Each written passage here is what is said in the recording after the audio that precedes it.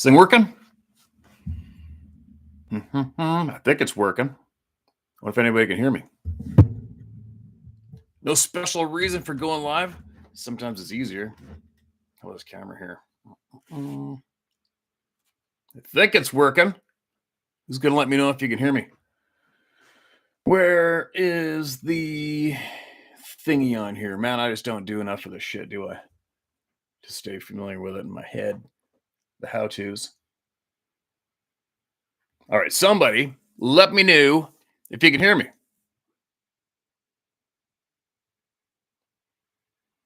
Nothing? What do we got? Oh, there's the speaker. Speaker says we got to turn the sucker up or what? Where are we? Loud and clear. Vaden, right on.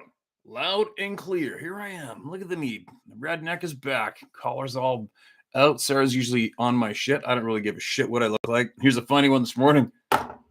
So all my stupid hats, they will look at stacked up in the house in my jackets, and then all of a sudden I'll just grab a whole bunch of my shit under my arm and I'll cart it out to the shop here and I'll hang it up in my coat rack over here. This morning I had 4 hats hanging by the back door of the house. I grabbed all 4, stacked them on top of each other, and I put them on my head because I had my coffee in one hand and I had something else in my other hand. And then I came in here and I forgot I had 4 hats on my head. I'm sitting here trying to figure out how to do the live stream on my Mac laptop, and it kept saying I can't live stream off the Mac. I got to download Chrome and all this bullshit. I'm like, oh my God. So I went back in the house and I got this one, which is the whatever it is, the other flavor of laptop this is. And Sarah starts freaking losing her shit, laughing her head off at me. I'm like, what's so funny? She's like, you've got those hats are still on your head. Didn't you know that? And I'm like, nope. So that would have been kind of funny for you guys, right? Especially if you didn't say anything to me. Whatever. Like I would have got embarrassed. Never. I could actually probably sit here in my underwear on the camera. I don't give a flying shit. What abs? Everybody has underwear on, mostly. Now, everybody's awake across the planet. I'm almost awake. It's kind of pissing rain. I got to sling 100-pound hay bales up over a freaking wall into a container this morning, so I'm putting that off. And I got a lot I can scratch out here. Who's all here? Where's everybody from? What do we got? Darren Lewis, Australia. What's up, mate? Piken B. Todd, Laura, Eric, Ann, Julie, Benjamin, Laura, William, Flosky. Uh-oh, this shit's going too fast for me now. Rusty, Vaden, Julie, Laura, Rusty, Todd. It's going quick. It's funny how many people use an alias, isn't it? Online, they use an alias. There's some weird ones out there too, isn't there? People come up with the weirdest names to use online. I don't know why myself. Haven't a clue.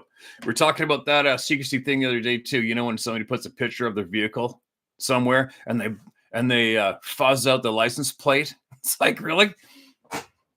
Seriously, what is a license plate going to do for you today? I mean, we pass them every single day on the highway, right? Oh, better blacken out your license plate or somebody's going to come and kill you. Said nobody. Not today. You know how long it would take for anybody to figure out where I am physically on the planet right now? What? 11 minutes tops? Whatever. Whatevs. Now, what's going on here? I've got there's a man named Richard Hucklebridge. And Rich Germeau, if anybody was here the other day, strongly suggested I get a hold of him because where I'm going with this topic right now is I'm a millennium past even thinking about looking at a footprint in the dirt. Or maybe a dermal ridge. Or how about those mid-tarsal breaks, right? Or even setting up a trail camera. I want to get to the I don't know why I'm being directed. My gut is screaming at me to investigate the communication part. Beyond all the other horse shit, it's like, all right, let's just get to this other section here that I'm curious about, which is whether or not we can communicate smoothly with these beings. I know there is a dark side of spirit world out there that can really mess a person up. I don't want nothing to do with it. But I want to talk to people, as many people as I can, who claim to allegedly be in contact or smoothly communicate back and forth. And I'm not talking a couple of grunts here, broken English, or hey, I'm going to pass you a marble in thin air bullshit. I'm not saying it's bullshit. It's just like, it doesn't have my interest. I don't care. Am I aware you can do that? I'm aware of it. Moving forward. Okay, you can make shit appear. You put a knife in my backpack. Note taken. Let's move forward. Right? I'd be an idiot if I sat here talking about my knife coming and going for the next 5 years straight. Just like I feel somebody's an idiot if they keep on looking at stupid footprints for 25 years. Anyway, so Rich explained to us about whatever or whoever it is, absolutely described what's going on inside his house through a person miles away. Whoa, right? He felt a little violated and he shut that shit down right away. His gut screamed, that's wrong. This isn't cool. I'm out. And I take note of that. Take note of people I have respect for and I see as quite intelligent and not damaged in any way. And when they share with me what their gut tells them, I take note of people's gut messages. I really, really pay attention to that because I like to think I'm in tune with my gut, right? So Rich shuffled me towards a man named Richard Hucklebridge, who has been a member of the group. I don't even remember the name of their website. That's how much I follow organizations. I don't. Rich was there. He was there. Dave Plass is there. A few other people. So anyways, what I'm saying is this just gentleman has been digging for answers for a long frickin' time. And it sounds like he actually dug alongside the right people. And he told me that he spoke with the woman who relayed that information to Rich. He spoke with her for 5 years before they sat down and allegedly had a direct conversation back and forth with these forest people. Way to think of that. So, it's taken me a little bit. I finally got a reply from this morning. I said, okay, man. I said, my time changes by the second. But right now, I think I can pull this shit off a Zoom thing to share with all of you what he knows through me. And he finally replied this morning. He just has to get up to date with his Zoom stuff. I said to him, I go, could you please just make sure it's a solid connection, right? We've had a few people on here that do the good enough connection with the Zoom call and they're freezing up, breaking up, and that sucks dick, especially when you're really listening and getting their knowledge across, right? Sucks ass. So he replied this morning, said he's in. He just has to get a little bit of assistance to make sure that his shit is hooked up straight. My words, not his. I know I got a potty mouth. And then we'll sit down and we'll speak with him. So, do you see what I'm doing here? I am investigating the communication thing through as many people as I can who I feel may be legit when it comes to that chunk of knowledge, that category, the communication part, to assist in me and my gut to make a decision for me and my ride. Because I'm telling you right now, my gut is not excited with enthusiasm telling me, just go now. You know where to go. Just go there now and do it. Said my gut not once yet. Being straight up. And did that stop me from pursuing people communicating with these beings when I was in the States? Obviously not. Did I not send everybody the pictures of my head completely infected for over? Holy shit. It was all I could do to stay there as long as I could with my friends.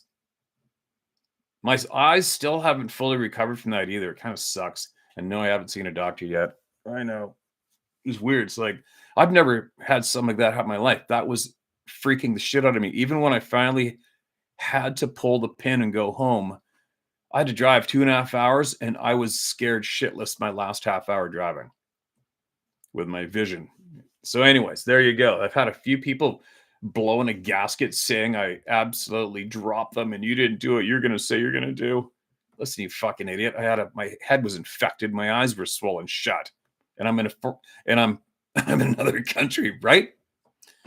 Anyway, enough of that. So there you go. So that's what I'm doing right now. Because my gut is not pushing me to do it yet at all, really. I want to talk to as many people as I can who may have communicated smoothly back and forth. And this is one of my first solid leads through people I trust. So we'll take it from there, right? And we're all sitting here at the same coffee table, right? There's nothing practice. There's no bullshit here. If it gets shared, we share it together, man. Somebody says don't share it, we don't share it. But as far as secrecy and me goes, all you people that need the secrets, ram it up your ass. I don't give a shit. Right? Sorry, I can't follow the comments at all when I'm spracking off with my caffeine and juice state. What's going on? Everybody still here? Probably getting shit for not going to the doctor, I'm guessing, but whatever. All right. Similar infection, Chris. Yeah, sucks, man. That was brutal, that infection. It was so gross, too. Yep, ram it. Everybody can ram it. The pricks can ram it up their ass. Now, what else was I going to say? Obviously, I don't practice shit on here, but I will have a couple things to mention. What's going on in the globe today before I dive into my smooth reading skills. I listened to what I do last night. I woke up. I don't know what time I woke up, and then I put in a couple ear pod, whatever you call it, hook it up to the phone, and I caught a couple of videos. One was by that channel Redacted. I follow them not all the time. Sometimes when they come up with a topic and I've got time to listen, I'll listen to them. I'm not like an avid chronic follower of every single thing they pump out. They pump out a lot of shit, and I don't have a lot of time to listen. But one thing that they were throwing the alarm about with some journalists from Europe, the United Kingdom, and here who have investigated this was they were coming up with the people that are being planted in North America and Europe, the Western countries, by the thousands, by the millions, apparently. And what they're saying is they have proof that a lot of these people are paid by NATO, possibly. Maybe that Soros dude. This is the point I'm getting to, but I'm going to get there. But I just took notice because I've heard this rumor a few times about the possibility of these NATO forces taking over in North American and Western countries. It's like, sounds a little far-fetched, but I'll put that little note on a shelf in the back of my head where it's sat for quite a while. And then all of a sudden I'll see another post from that UFC fighter, ex-Special Forces, Tim Kennedy. And he put out a blatant post on his shit saying, and he's obviously connected, right? And he just put a post out saying, hey, you know those blue helmets that they wear? Just so you know, your deer round will penetrate that helmet. And that's all he put out for his post. And I'm like, whoa. All right, note taken. But then it's like rumors, you know what I mean? You always hear the rumors and the so-called conspiracy theories and hear rumors here and rumors there. And then all of a sudden you keep hearing them a lot from various sources. And next thing you know, those rumors are valid.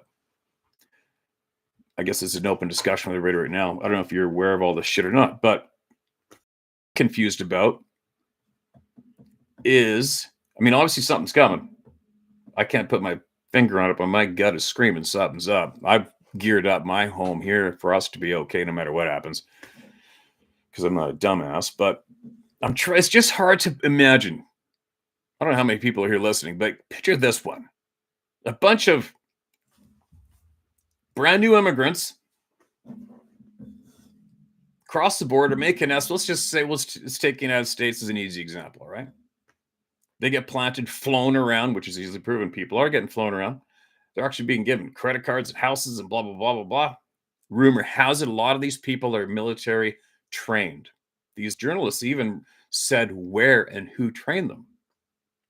Legitimate? I don't know, but I'm listening because I've heard this rumor for over a year now. So I'm listening. You got my attention. I got a little shelf right here for that topic. But I have a tough time picturing that going down and being successful, especially with my brothers and sisters south of me.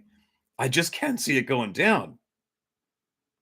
Just in the state of Alabama alone. I mean, good God, you would not have a chance in hell. I don't care what uniform you got on or what helmet you got on. The majority of my friends in the States, in their communities, if you showed up on a street corner with a loaded gun and getting ready to point it at the citizens, I got a real tough time picturing that being allowed to go down for more than 5 minutes. Your ass is going to be grass. And I know a lot of you out there may agree with me. A lot of you, I'm sure, would agree with me. So it's just such a hard thing to picture. But everything's gearing up that it just might be legitimate. What would happen in Canada if that went down? What would happen in Canada if that went down would probably happen just like it went down in World War II when the Nazis flew into Norway, where my parents were. My dad said flat out, planes came down in Norway. There's like maybe about 30 seconds of machine gun fire, and that was all she wrote. Norway was now under the control of Nazi Germany, just like that. So I got a funny feeling that's probably how it would go down in Canada. But I got a lot of friends who I know that if that did go down, I'm just talking out of my, we're just having a bullshit session over the coffee table, right? It's almost like we're talking about a movie script. Well, I guarantee you, if that did go down here in my community, I know of quite a few guys that would start picking those dudes off in the night.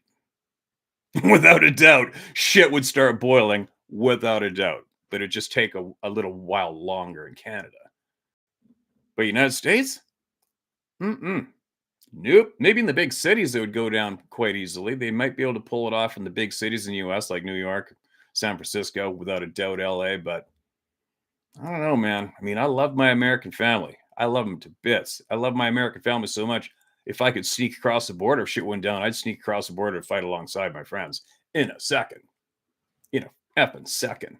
But I don't know. I mean, just one of my friends just ordered a belt-fed machine gun for his back 40 wagon to pick off wild hogs. You can do that in the States. And the guy he was purchasing it from legally said he can't keep up with orders.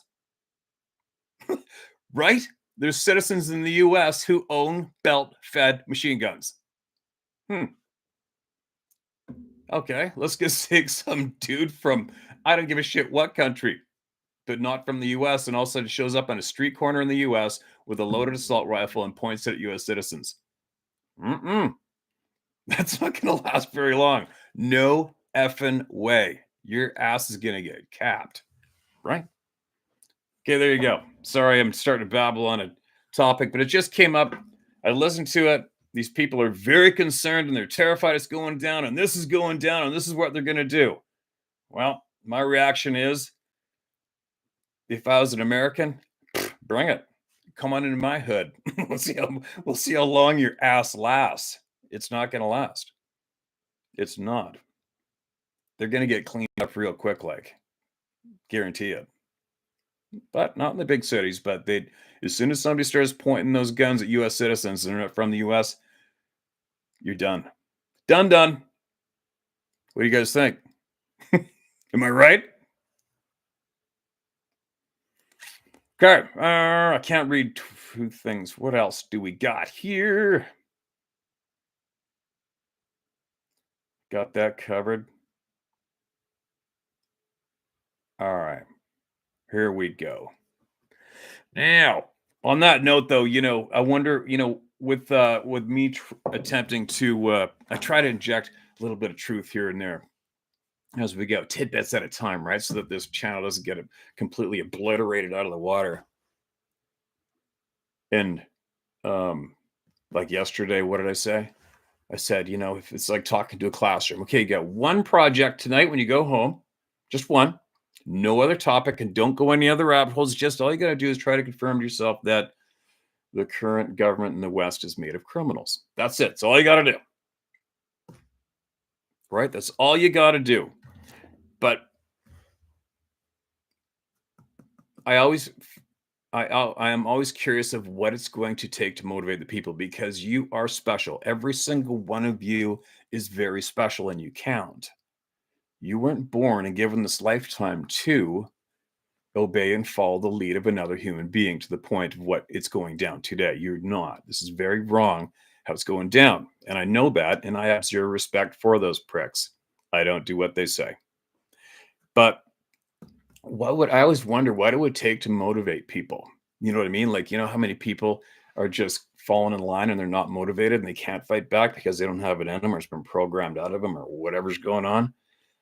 And then that's why possibly I'm bringing up this topic of maybe what just might be coming down.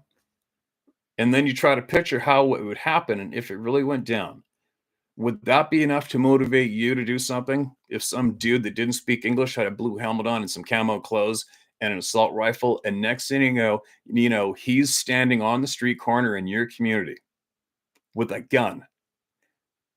What? Right now, what are you going to do? What would you do? You know what I mean? Like, I'm trying to picture what's actually going to motivate people to have enough of this bullshit. Is that what it's going to take? Right? What are you going to do? Well, you can't do anything. Yes, you can. First off, you don't fear death, and then the game changes. When you don't fear death, the game changes drastically against the bad guys. Anyway, there you go. There's my motivational bullshit talk on that topic this morning. I guess maybe because there's such a vast audience here, I'm just trying to share with you that there's a little shelf in the back of my head where I keep there's probably 150 shelves in the back of my melon, and they all got various topics just sitting there waiting to be triggered by another little addition to each shelf. And I keep getting these little notifications of the possibility of that horseshit going down. So, and I feel it may be worthy to pass it on to you guys. Maybe it isn't, but I'm doing it. My gut said to do it, so I'm doing it. Remember? Every single decision I make with my time is made by my gut. Gut says, drop that seed on the people. Okie dokie. Seed dropped. Do with it what you want. Take from what you will. Or leave it. All right? But I did it. My gut said do it. I did it. Now, before we all get fired up and start freaking loading guns, let's hear a little more from Bobbie Shortall. Right now, this man who she spoke of, John W. Byrne. A few people thought it might have been a typo, and it was that Peter Byrne or whatever. Remember that other dude was a big game hunter or something, and he made it in front of a bunch of cameras. It's not him. This is a dude, John W. Byrne, B-U-R-N. No mistaking about it. Now, let me do something here. I want to try to. You'd believe the setup I got going on in front of me. I got shit stacked up to bring this camera to the right height, but I want to lean my book on it because I'm lazy. There we go. That can work. There we go. So, let's hear from the late, great Bobbie Short. Here's continuing on with her book that was mailed to me a few years back, not published. The John W. Byrne story continues. At the time, Indian Agent Burns. That's a weird title, isn't it? Indian Agent. I don't think that's a thing anymore, right? Said anthropologists all over the world were interested in the existence of these hairy giants. Certainly that isn't the case today. Anthropology generally takes a dim view of Bigfoot research, calling those of us with sightings delusional. One East Coast anthropologist made himself quite clear when he said to me, "Don't bother me with this rubbish." Oh, the poor thing. In 1942, the University of California sent an expedition into the British Columbia wilds. No shit. 1942. University of California sent an expedition here in my backyard. Crazy. Into the British Columbia wilds in search of the Sasquatch people. Let's reread that word. People. Members of the expedition were equipped for a lengthy search. Learning about Burns, the expedition members sought his assistance in enlisting the aid of First Nation guides and trail packers. The story is picked up there. Quote, in spite of the fact that they were offered $10 a day and all found, not one of my Indians would volunteer for the trip, declaring that such a quest was doomed to failure. The Sasquatch, detecting the approach of so many strangers, would immediately go into hiding. The academics from UC Berkeley set out without native helpers, but in less than a fortnight, they returned, gaunt and trail weary.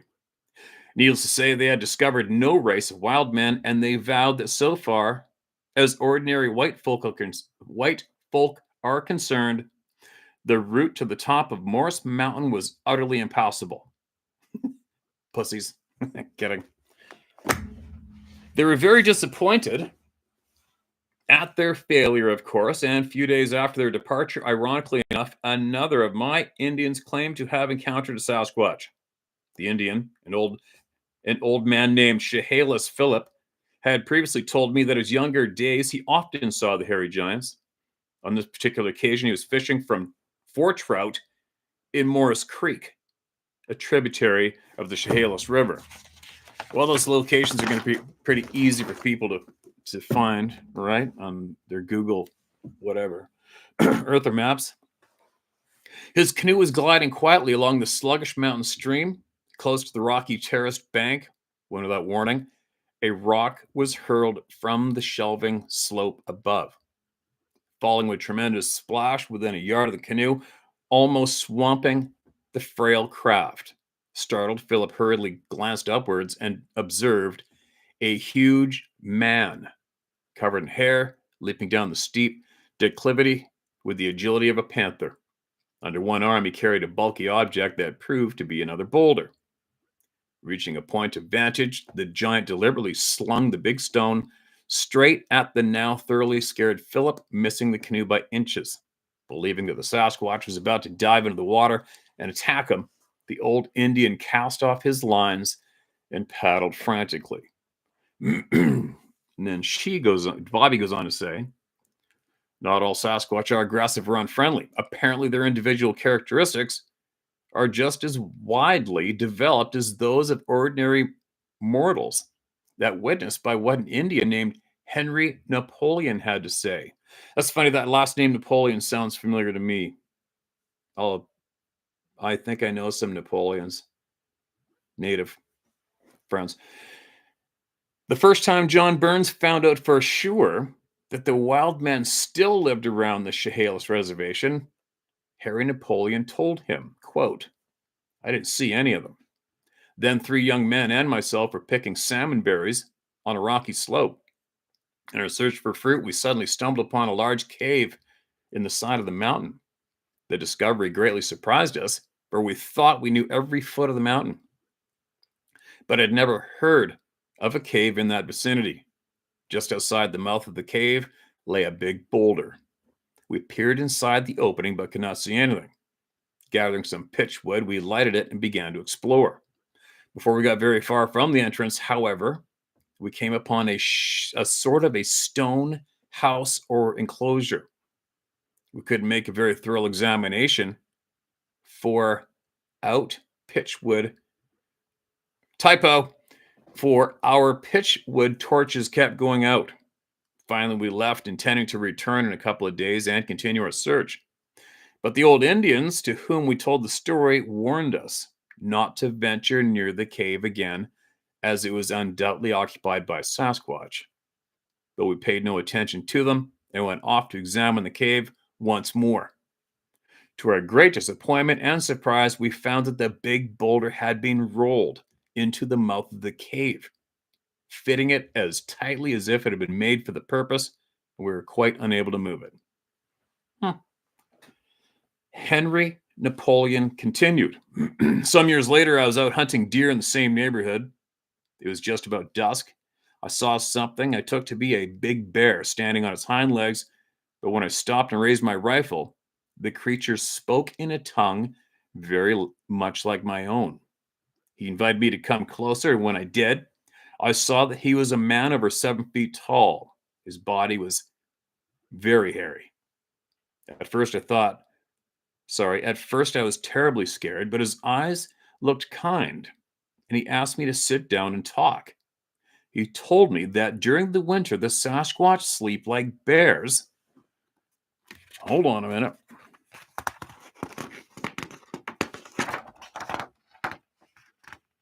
He told me that the Sasquatch sleep like bears, and their home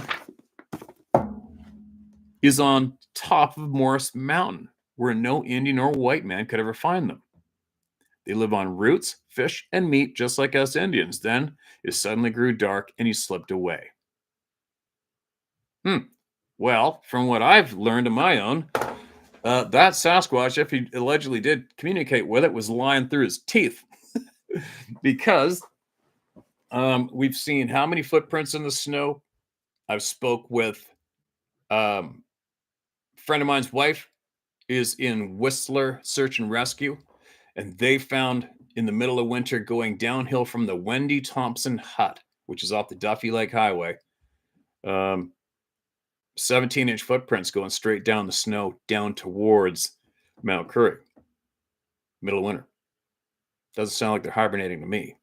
I saw a trackway going all the way along Duffy Lake. I was just coming home from taking my trapping course in 100 Mile House, and it was, I think it was like minus 30. It was freaking cold out, and you could clearly see that trackway on the other side of the lake going all the way down the lake, heading from Lillooet towards Pemberton.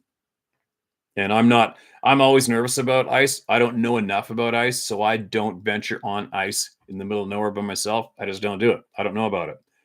And it was, why do you go across the lake and go take pictures? I'm like, because I'm not going across the freaking lake. I don't give a shit. I don't know enough about ice myself. And trackways don't really interest me that much anymore. I don't give a flying shit. But it was an interesting note. I'm just saying, for somebody to say, oh no, we all hibernate like bears in the winter. No, you don't. I can say that with confidence. Anyway, but then again, every single person who I've spoke to so far who allegedly has spoke with these beings, every single person I spoke to so far says they don't quite trust what they say. That's what I've heard so far. We'll find out, won't we? Moving along. A Sasquatch woman and a white child is the title of this, continuing on in the same area, referring again to the region of Morris Mountain in British Columbia. Do I know Morris Mountain? No, I don't. I guess I'll have to look it up. Chehalis. So I'm guessing Morris Mountain is going to be near Hope, somewhere around there. When I say somewhere around there, I'm meaning within 100 miles, 100 kilometers, whatever. Excuse me. Quote, there are only a few of the wild giants living in these mountains, said Charlie in his terse Indian dialect. They are rarely seen and seldom met, but some still live in the mountains around here. I've met them on several occasions. Some of the times I saw them, nothing happened. We stood and looked at one another, but the last time was not a happy meeting, and it happened this way. Oop, here we go. Can you guys still hear me? Shit, sorry. Somebody say you can hear me loud and clear.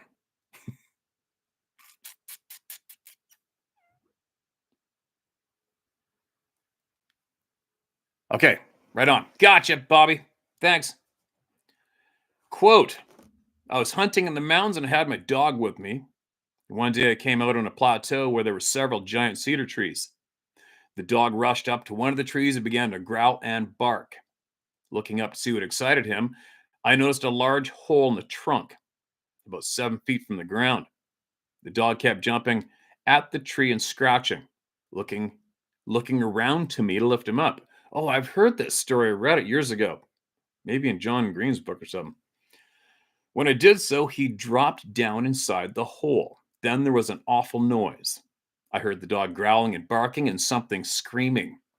I thought my dog must be fighting a bear, and holding my rifle at the ready, called him to drive the animal out.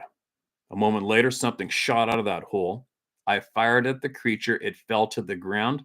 I looked at it, and then I felt sick. What I shot looked like a naked white boy about 12 years old. That'd make you sick. He was bleeding from a bullet wound in his leg. But when I stepped forward, he twisted away and let out a wild scream. From deep in the woods came a reply. Nearer and nearer came the voice, and every now and again the wounded boy would cry out as if calling directions. Then out of the forest came a Sasquatch woman.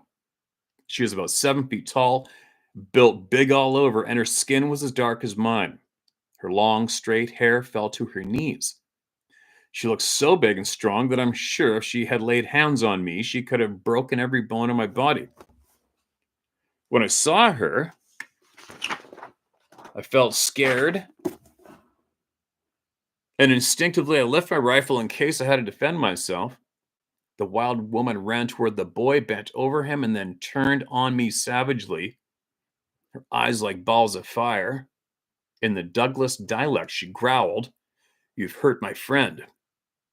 I explained in the same language, I'm part Douglas myself, that I had mistaken the boy for a bear and was very sorry for the accident. Anyway, I pointed out he was not badly hurt.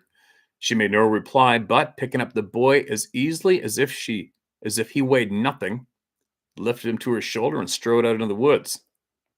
I do not think the boy belonged to the Sasquatch people because he was white-skinned, and she called him her friend. No, she must have stolen him as a child or run across him in some other way. Wow. And then Bobbie went on to say, the story of the white boy and the Sasquatch has been referenced and embellished over time since the advent of the internet. Some believe the boy may have been the infant survivor of a light plane crash in which his touring French parents perished. Canadian newspaper reports of that day said the bodies of the plane's occupants were all found inside the remnants of a light aircraft, but the infant went unaccounted for by search and rescue parties. Did some compassionate Sasquatch family find the tiny infant crying in distress and rescue it from predators? Did they raise it as their own? In researching the source of the feral boy story, I was greatly surprised to discover the attribution was J.W. Burns and his Chehalis friend, Charlie Victor. If the story is true, the feral boy would be of adult age by now. Doesn't make you wonder about his existence and how he must have been regarded today. You know what? This is just me at the coffee table. I'm going bullshit on that one myself. Only because, I'm not going bullshit, but a lot of shit contradicts, right? First, you're hearing from the same natives that they hibernate at nighttime, or they hibernate in the wintertime. Okay, now they've got a human infant with them. I'm pretty sure the infant's not hibernating and living, but here he is, 12 years later, a grown boy in the woods with a Sasquatch person. That kills the theory of them hibernating instantly, right? Furthermore, most of the time, anyway, I won't start babbling on that. I don't know. I don't know myself, right? I don't know. It's a tough one to swallow. But I wasn't there. But it's a tough one for my gut to accept. Yeah, I'm going to leave it there. And we're going to get back to hearing from the people. Now, I was sitting here scrolling through my shit, trying to find people that hadn't been heard. And I found a good handful right here of not marked as red. Now, hold on a second. Let me scroll down to the bottom where I found this patch. Maybe some have been heard, maybe not. I don't know, but it's worthy of my time, our time. If it's worthy of their time to write it in and it's not marked as red, I'm going to read it. So this is titled My Story. I hate it when they start off sharing their name without saying whether or not it's okay, because then at the very end, they'll say, please don't use my name. Maybe I'll just scoot down there to the bottom right now because we're live, right? All right, well, let's hope. I'm reading it. If 3 paragraphs down you say, "Don't use my name," you should have put it at the top. Hi, Steve. My name is Lou Ferroni. Ferroni, Ferrone. I'm a 62-year-old male. I'm originally from St. Louis, Missouri. My story was in July of 87 or 88, and this counter was outside of Galena, Illinois. Illinois or Illinois, whatever. I cannot give an accurate location because I cannot remember the exact location. I take my uncle to visit his sister.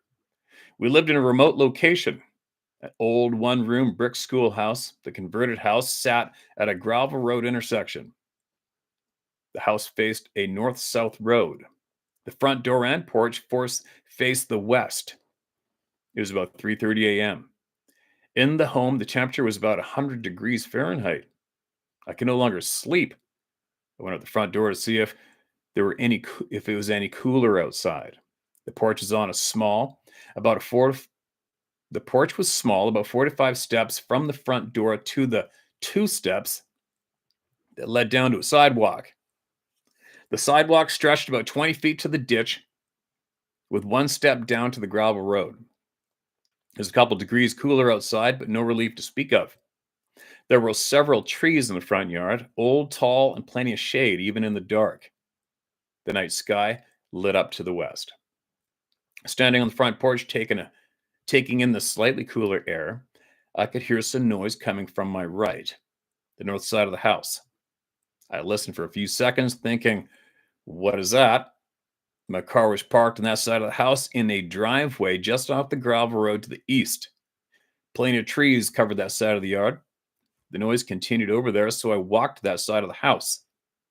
I looked down the side of the house to where my car was parked and seen nothing, and the noise stopped. The noise was just to the other side of my car, where more trees stood. It was very dark down that way. I returned to the front porch, walked up the steps to the north side of the porch. This was a concrete porch deck. I sat down, leaned up against the very warm brick, and all I wanted was a little relief from the heat and to fall asleep. I started to think about that noise and thought it must have been a raccoon or something back there. It was very short. Sorry. It was very short thought, and my mind was back on the heat. Within a minute or so, I could hear footsteps on the gravel road. I leaned forward, stretching my neck out to see over the wrought iron rail around the porch, looking to the northeast behind me. The road was very dark on that side of the house with all the big trees on that side. The walking continued to the west, then to the south, down the road in front of the house. I could hear the gravel crunching down the road, but still could not see anything. I was real curious to see who would walk way out here in the middle of nowhere. I read it the exact way it's typed, all right? It's all I can do when we're sitting here live, especially.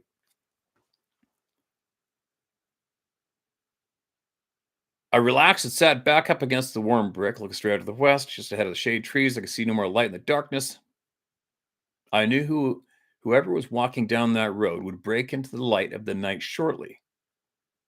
Within a few seconds, the figure was in view and had a nice, steady, quick gait.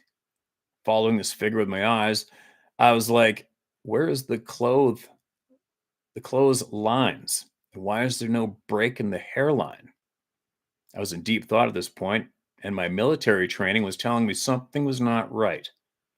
I flashed back to my night vision and camo training. I flashed back to my night vision and camo training. It hit me that this is not right. I was almost ready to yell, hey, when fear hit me hard, and I tried to push myself into the house through the brick. Wow. I watched the figure stride down the road, not swaying its head or upper body, only leg and arms moved. The light was much brighter heading south due to the open cornfields. I could not see the wrist or any line breaks in this figure. The fear stayed with me after the figure disappeared into and behind the cornfields. I did not move for several minutes and was no longer tired. I went back into the hot house and lay in the bed thinking about what I saw until daybreak. When the sun came out, I went to the road and looked around in the gravel, and I saw prints in the gravel. I could not believe my eyes. I did get my uncle and his sister to look at the prints in the gravel, and they both could see them. I asked for a camera. She said she did not have one. I told them what I had seen last night, and neither of them said anything. It was months later, his sister moved from that area. She was in her 80s, and my uncle was in his early 70s. My uncle said he believed me. He was a World War II veteran and battle proven. I've told this story to several people over the years. Some laugh, others have nothing to say. Well, that's my story. Nothing real concrete, but yet real. Thanks for your efforts, Lou. There you go. Welcome to the club, Lou. Sorry it took so long to find your email, man. Welcome to the club. There was another one, right? I wonder how many. Like I only a couple times I tried to add up all the emails I had in, because in the beginning it was like, holy shit. Just when I started hitting like, maybe 100 emails a week or something, and then it turned into thousands. It's crazy, right? And then I think after a year, was the first year I had 20,000 emails total, I think. Emails were getting clogged up and I had to pay for more space. And then it got screwed up, and I had to open up another email, and that's why there's share my story and tell my story. And then everything under my domain name just started getting loaded up. So what was that? A couple years ago, hit 20,000 emails from around the globe. Who even has a freaking clue how many now, right? But it just goes to show you what happens when you give absolute free range to us, the people, right? So funny too. Remember when Rich mentioned yesterday? Was that no, the other day? Rich Jomo mentioned that group, the control freaks. They only had so many of the reports were available to the public, but they just recently started sharing them all. I can pretty well guarantee it's because of all of you, right? Because now that all of you have been speaking openly by the tens of thousands, it makes it easily make all those past control freaks look like absolute lying douchebags, right? It's not me. It's all of you. Well, and me. But that's what happens. And now they have finally had to cave in and join our party in a way, right? Me and my babbling. This thing still working? How about a little shot of caffeine? We all know I need that shit in me, right? Now, let's get another one of ours heard, shall we? One of ours meaning the people. This is titled, Steve, my Coca-Cola story for you. Sorry, Steve, my Coca-Cola story, you didn't read it, LOL. It's titled email. Well, guess what? Here it comes. Coca-Cola. So that is an area, once you leave the Fraser Valley, say Vancouver, British Columbia, and you wanted to drive to Alberta, you're going to go up the valley. You're either going to follow the Fraser River, or you're going to hang a right and go up towards the Coca-Cola Highway. All right? So that's where we're going, which is just past Hope. Hang a right. Hi, Steve. Sorry about my shitty grammar spelling. No problem. I have a learning disability, but I can tell you this. I can build a house, build guns, or fix motorcycles to trucks, LOL. Dude, it's probably saving grace you had a so-called learning disability in the public school system. That means you're going to be an instant survivor and a free human being as far as I'm concerned. Moving along. Well, I was hunting with my friends way in back off the Coca-Cola Mountains area. We had a camp set up by these old cabins. Leave that out. Too late. Anyways, we split off and went hunting alone that day, and were to meet up at night at camp. Well, I got back before anyone, just at dark. I had my 300 Win Mag and a 17 HMR for birds or rabbit. Well, no one's here at camp. I'm alone. It's dusk. I see a rabbit. Bang, I got dinner for us. And that's when I hear a bang. Something threw a rock or smacked the cabin. My hair stands up. I'm like, shit. I feel my gut tell me I'm being looked at to my right. Excuse me. My sixth sense is warning me. I grab my 300 Win Mag and my heart is pounding. I know what I heard. No one's here but me. Well, I put my gun down in fear. And then, what? Well, I put my gun down in fear. Then I felt, grab it, you idiot, LOL. I then heard rocks move like a person would make walking on river rocks. I say, F this, started my truck, turned on all the lights, and drove onto the Forest Service road and went looking for my buddies. They found me on the road and questioned me while I'm not in camp with a fire. I stated I was bored and came looking for you. They are 110% non believers in this subject, and I would have been the joke at camp. I felt so uncomfortable at camp. I left that night. Nick, holy shit. Well, there you go. It's pretty tough to get across the feeling of that, the feeling, right? To somebody who's just standing there window licking, right? Welcome to the club. This doesn't sound like you're a proud member, but what do you do, right? Holy shit, there's a whole pile of unread emails in this column. Crazy. Okay, what do we got here? Well, here we go. I'm going in. Mark, this is red. Hasty, please leave out my last name. Just call me MASH. Okay. First off, just want to say thank you for helping people all over the world deal with their experiences. No problem. It's too easy. I'm an adult onset hunter. Onset hunter. Don't know what that means. Been teaching myself bow hunting for the last 5 years with very little success. I look up to you as a mentor, even though we've never met. I admire your never quit attitude and zero F's given to negative criticism. I'm also a proud Canadian, so we share common opinions on politics. It's bullshit.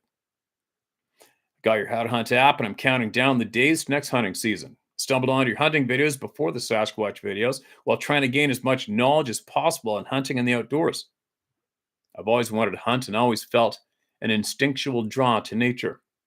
My uncles hunted when I was growing up and taught me a few things, but they lived far away and visits were few. Anyways, I have some short stories. Okie dokie, here we go.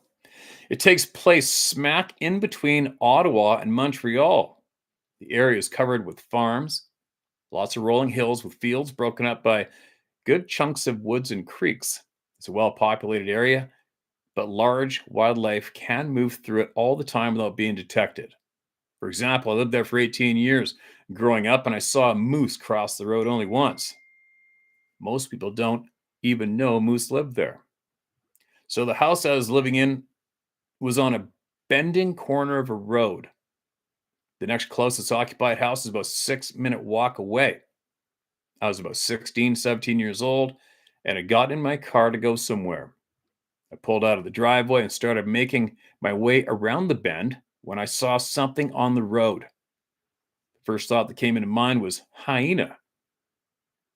It was on all fours and was running away from me, but in the same direction. So I was seeing it from the back. I only saw it for maybe 3 seconds before it did a hard right into the woods on the right of the road.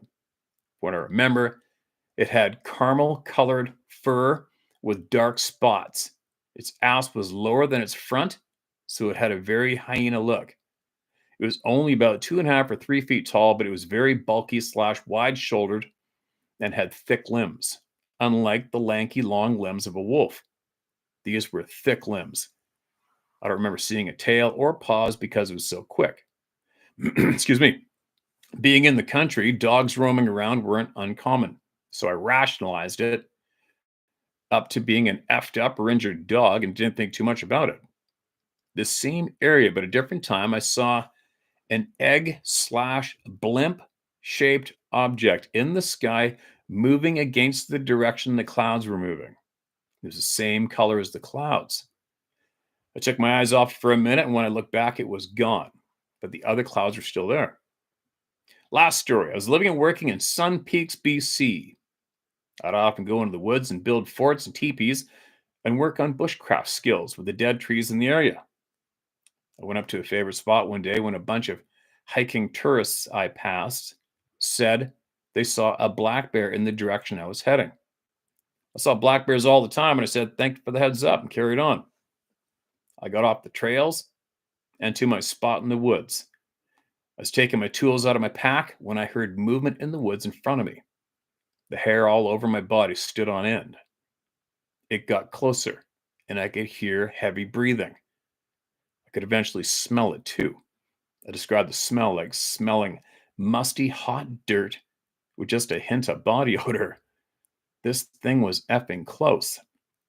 My guess, maybe 15 feet away, but the trees were so thick, I never saw the thing. I'm about 85% sure it was a bear, but I never saw it, so I can't be sure.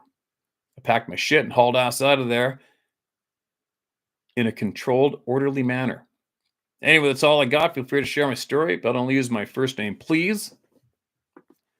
I know you're a busy man with a life to live, so don't feel bad if you can't respond or read it online. I want to be as prepared as I can for everything life throws at me, and gaining knowledge on this subject helps me when going into the woods alone because I don't hunt with too many other people. It's kind of religious for me when I hunt/go into the woods, and the presence of others can bother me sometimes. I can relate to that. Well, I'm rambling. Keep doing what you're doing while it's still legal. Freedoms are under attack from all directions these days. Stay positive, stay humble, stay wild and free. My friend in the East Kootenays. East Kootenays, there you go. You're in the, wow. I don't even know why I say that anymore. Oh, you're right in the middle of ground zero.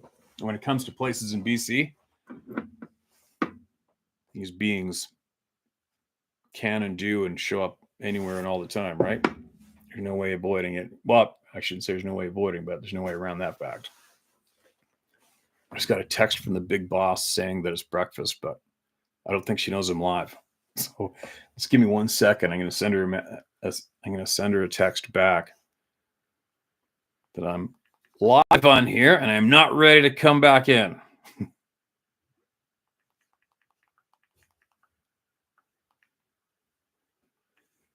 Wow, I threw my brain off. Shit. What was I going to say? Damn it. So that's what shitty thing about going live. You come up with a thought and then you blank out and you need a minute to figure it out again. Meanwhile, you got a lot of people sitting here with their valuable time waiting on your ass.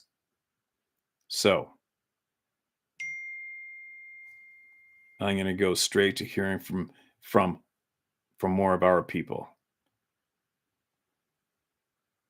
Okay, what's this one? Holy shit, this one's an encyclopedia. That ain't happening right now. Not enough time. If I'd have found it right away, I would have been all over it. Sorry, you guys, but this is what I got to do, right? I got to go down here and find one. It's funny how many people apologize in advance for the length of their email. And then I scroll down and it's like, this is nothing. It's like 2 minutes. So here we go. Listen to this. Steve, thanks so much for what you do daily. I'm so sorry to hear about the loss. Okay, there's been the horse. Apologize for long email. My story starts. My story starts at about 4 years old. I was spending the night with my grandparents. They lived about 5 miles from anyone down a sand road in an old-time wood frame house. My grandfather raised 5 boys, which all served in the military and was tough as they come outdoorsmen. I couldn't even imagine feeding 5 boys. Holy shit, that's a lot of food. We went to bed at our normal time, about 1 a.m. All of a sudden, there was something that slammed the side of the house. I vividly remember waking to this even today. That was 60 years ago. My grandmother came running in the room, scooped me up, and took me to the center of the house. We went. My granddad had his old Ivor Johnson double barrel going from window to window, peering into the darkness, looking down the barrel, trying to see what was there. Holy shit. That's a sign that they know what's up. When you got the gun up already and you're going window to window, you know it's more than a stupid bear. My grandparents were so upset, they called my younger uncles to bring guns and lights. I remember them coming in with guns and lights, and all the men went out looking for whatever it was. The next morning, I woke up to my granddad sitting in his chair with a shotgun on his lap. My uncles returned, and they went, quote, hunting, end quote, for about an hour or so. When they returned, they were talking about huge tracks they had found. This almost sounds familiar. It might have been read before, maybe. But here we go. Fast forward, when I was about 10 years old at my other grandparents' home, which was about 20 miles from the nearest town, again spending the night, I was awakened by heavy breathing. Being on a farm, I first thought Papa's old mule had gotten loose and was grazing close to the house. I was sleeping within 2 feet of a screened window and couldn't go to sleep for the breathing. I finally turned over to face the window, opened my eyes to look outside the window, to be totally amazed. Standing there was a huge creature with red, orange eyes glowing, his forearm resting on the eave of the house, and he was leaned over, looking in the window. I was frozen, not so much fear, but in wonder. Seems like I remember a skunk smell, but I just stared at this thing, knowing why my grandparents would not let us play outside after dark. Excuse me. Just like most rural families in our area, we're told the boogers would get you. They are real. Anyone tells you different, they are afraid of their reality being shattered. I've never let this stop me from going into the woods, as I have been an avid outdoorsman all my life, and I've taken 5 whitetails this year. I'll never go in the woods without the thought of them. I have more experiences, but that's for another time. Okay, man. You got more. I want to hear about it. I'm sorry might have took a long time to hear this. But it is what it is, right? It is what it is. At least we finally got to. Everybody gets got to. Everybody gets got to. Now, how long have I been here? It hasn't been that long, has it? Anybody know? Is there a timer on this stupid thing? Haven't a clue. Not that I've ever really given a shit. We sat here for an hour? No. Serious? What do you think? Anybody know? Not that I give a flying shit how long it has been an hour? No way. Weird. It's almost like, you know what's really weird? I don't time ever. I don't have a minimum or a maximum. I don't give a flying shit how long I sit here. But it's funny to watch your internal clock go off, because then you'll post up a video and it'll say it's like 57 minutes or an hour and 10 or an hour and 3. And it's funny how the internal clock says, well, it's been an hour. You should probably go out and do your chores. Right?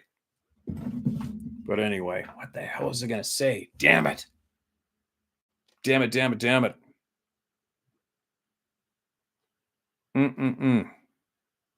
My brain blanks out. I never write shit down. I probably should, right? But anyway, how's it going out there? Prepper, appreciate you. Huge. What is going on in the world? Anybody? I wish too bad everybody just couldn't talk with voice here, right? It'd be so much easier. But I feel like if any, I don't know how many people have been sitting from the beginning, but how many of you, what's your gut telling you? Do you think that maybe possibly a trigger's going to be pulled and there's going to be armed foreign troops on your street corners? Does anybody think that's valid? Let me read it right now. What do you think? What do you guys think? What's your gut telling you?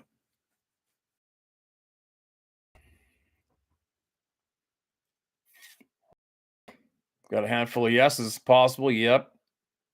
100%. Couple 100%'s absolutely. Wow. Well, there we go. People are speaking, right? Yeah, it would be sad, wouldn't it? Huh.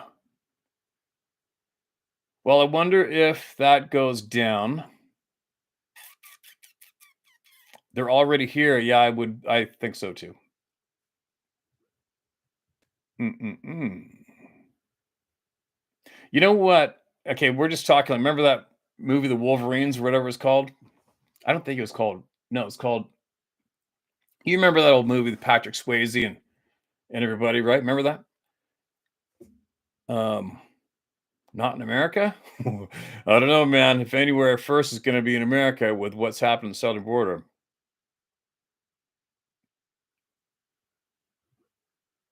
Red Dawn. That's right, Red Dawn. But when you think about, I was thinking about it today, not today, but I was thinking in the past. In the past, like, all right, you just try to look at it. I just try to look at everything like a possibility. Everything's a possibility. Just the fact we're alive is crazy, but everything is a possibility.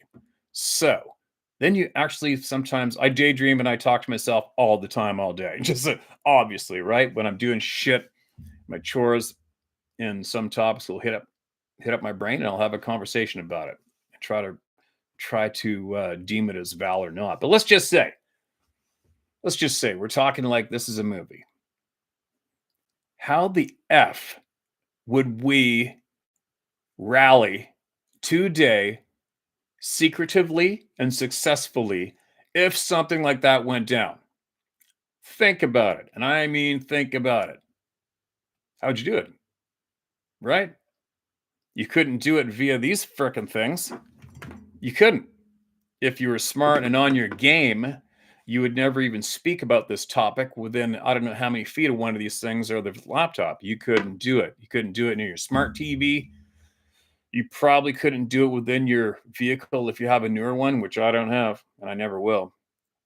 But how would you do it? Right? How would you do it? And then you got to trust people to keep their frickin' mouth shut as you're trying to rally, right? How many people can keep their frickin' mouth shut for real? You know what I mean? Like it would be fairly tough. It'd be fairly tough, and especially today when not too many people are out there talking to people physically in their community. Everybody's banging away on these damn screens, right? It makes it even awkward for somebody to go and speak to somebody in person, especially if there's a stranger. Remember when I was growing up, it's normal to go up to somebody's house and bang on their door. It's normal for whatever. Not now. Bang on somebody's door right now. You're going to probably scare the shit out of them more than anything, right?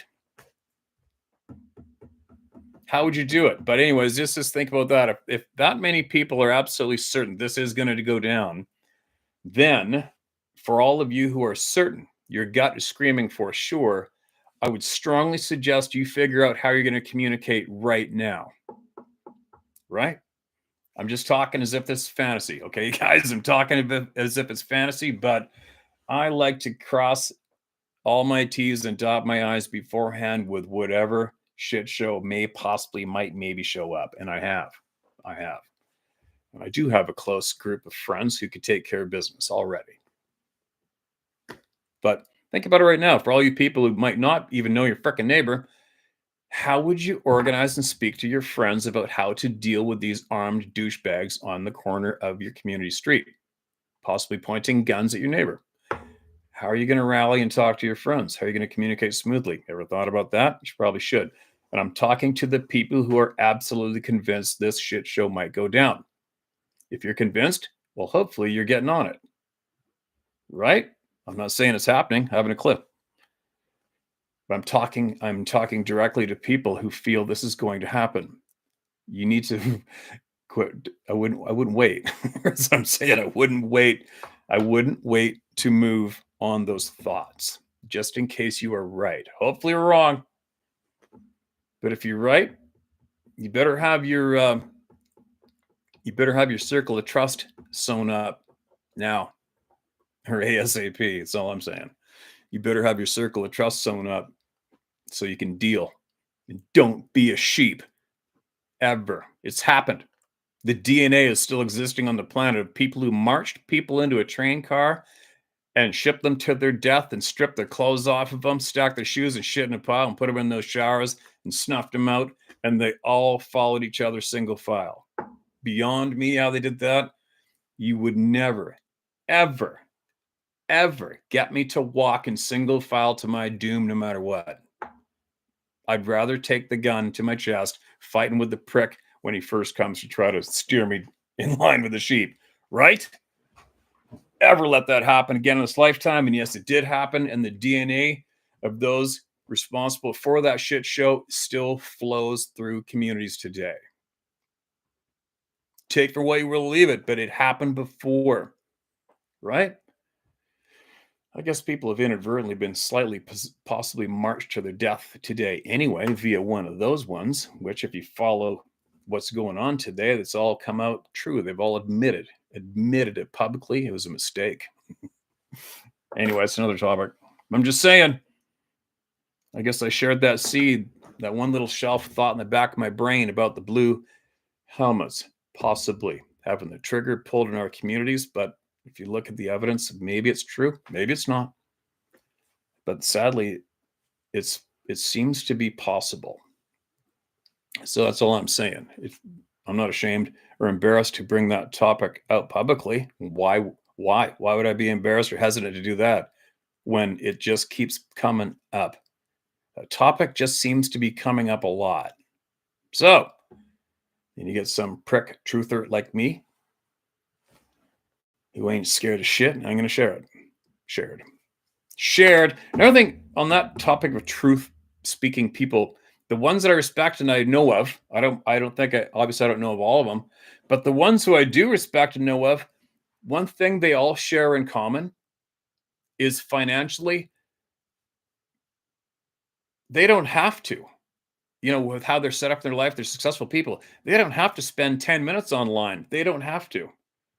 There's no need for them. They can't benefit in any way.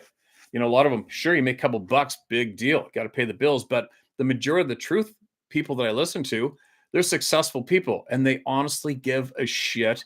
And they don't seem, I'm just talking about the, what seems to be the common denominator in people who continue to push truth and buck against the bullshit system. One thing I noticed with the ones that I follow, they don't have quit in them. Number one, they don't have quit in them. Number two, they're not scared. Maybe number one should be, they don't have to spend time doing this. They don't. Right? That's a big donation of their life and time to bring awareness. They obviously give a shit about community. That's another common denominator. They give a shit about all you and all of us. Right? So a lot of people out there who may knee-jerk react to blowing a gasket and shitting on the messenger, you might want to back it up a few steps and realize that the messenger doesn't have to be the fucking messenger. They're here because they give a shit about you, even though they don't know your miserable ass. They're not truth sharing people are not bringing grief into your life. They're not. They actually care about you. Whether or not you agree with how they feel or not, they care about you. And you can confirm that by just look at how successful they are. They don't need to do the shit. They do it because they give a shit. They can't stop themselves. There you go. It's weird. It's a funny ride. It's like myself. You know, I worked my ass off. You know, I was always saying one day we should always everybody should list off what they've done for themselves for a living in their lifetime. It'd be kind of interesting and funny. I mean, mine would be kind of, mine starts off kind of funny, but what have I done for a living? I started my very first thing I ever did to make money. What would it have been? Probably babysitting a couple times.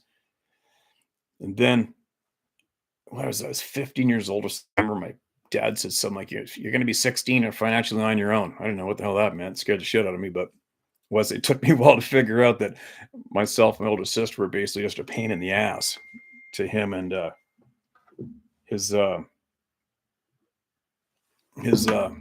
new wife. But anyway, all my friends were getting jobs at all the fast food places, you know, pizza delivery and A&W and McDonald's and all that. And then a friend of mine down the road got a job at McDonald's. And then I went and got a job at McDonald's. My first job I ever had was at frickin' McDonald's, believe it or not. Obviously, you know how it's going to end and how long it lasted. Then what happened? My oldest sister, typical Norwegian girl, blonde hair, blue eyes, hot chick. And she went and got a job there too And then they started calling her Blue Eyes. And they got those little Nazis in the back of the thing, and they called the people at the till. It's your window or something. Come on, windows, let's go. And they started comparing at the end of the day that I wasn't making as much money as my sister and calling her Blue Eyes. Somebody said, "Hey, Blue Eyes," to her, and I turned around, Blue Eyes. And then he snapped at me, gave me attitude. But mind you, I was only there for like 3 weeks. And I told him to ram it his ass and that stupid little fold-up hat. Went and got that embarrassing uniform off and walked out the door. So that was my first job. So obviously I've had a shitty attitude since for a young age. So then what did I do? Then I started splitting firewood, selling it, and started tying fishing lures and packaging them for 12 cents a lure. And all I spent the money on was arrows for my bow and fishing gear. That's it. Then what did I do? Actually, this is going to take a while. Maybe I should even crack this open. What I'm getting at is I worked my ass off. Somebody blew a gasket on me the other day. You got a 68 Camaro and you're going on holidays. I'm like, maybe you want to look at my feed. I bought that Camaro. The very first video I ever put on YouTube was my Camaro when I bought it. Worked my frickin' ass off. Contracting, hanging off ropes and Whistler on a sheet metal roofs and minus 20 in the wintertime year round, working my dick off. And I paid for everything. I haven't borrowed a dime since I was 24 years old. That was when I realized the bank was evil. And I worked my dick off. And I paid cash for every single thing since. And I don't owe a dime to anybody. Because I realized they'll never have that control on me. What I'm saying is, myself included, I don't need to sit here. I worked my ass off all my life. And I've set myself up to be as free as I can and safe. I don't need to sit here. And all the truthers that I know they're sharing with you today, they don't need to sit here. They only do it because they give a shit about all you. That's it. That's it. So quit lashing out if you lash out. Now, what am I going to do now? I got to go. Right? I got to go. I got to go and sling freaking 100-pound bales. The easiest way for me to do it is to fire them over this 5-foot stall fence. Whatever. I'm going to go do that. I got to go sling, I don't know how many of this 100-pound bale solo today. I do that. Carrying on more shit. I'm going to get a hold of, hopefully, Mr. Richard Hucklebridge gets a hold of me and wants to do the video with me here to share with you because I really want to look forward to.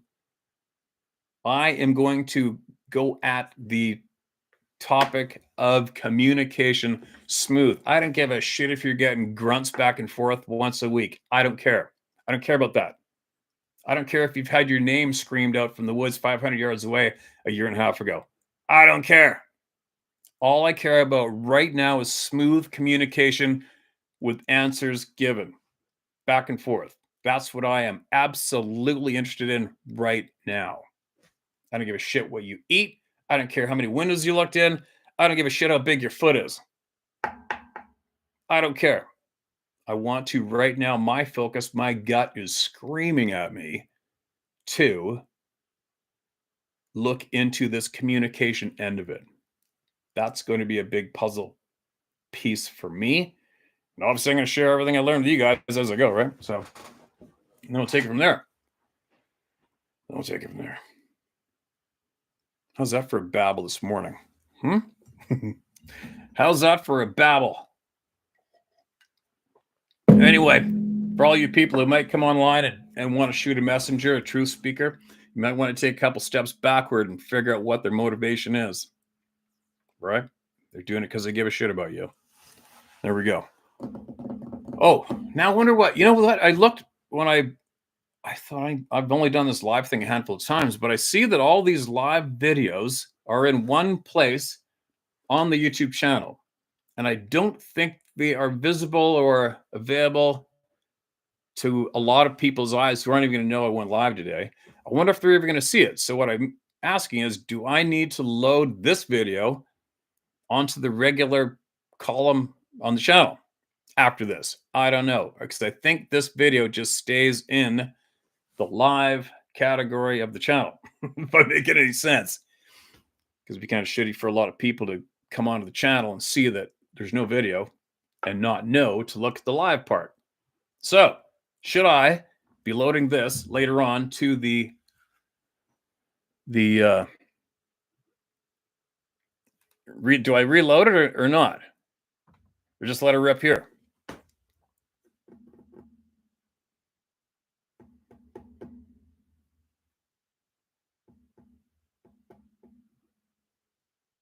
Hell if I know, Chris. Yeah, hell if I know too, man. Automatically goes live on your channel. This would be great. Post under community tab. Okay, Alan, I'll do that. That's easy.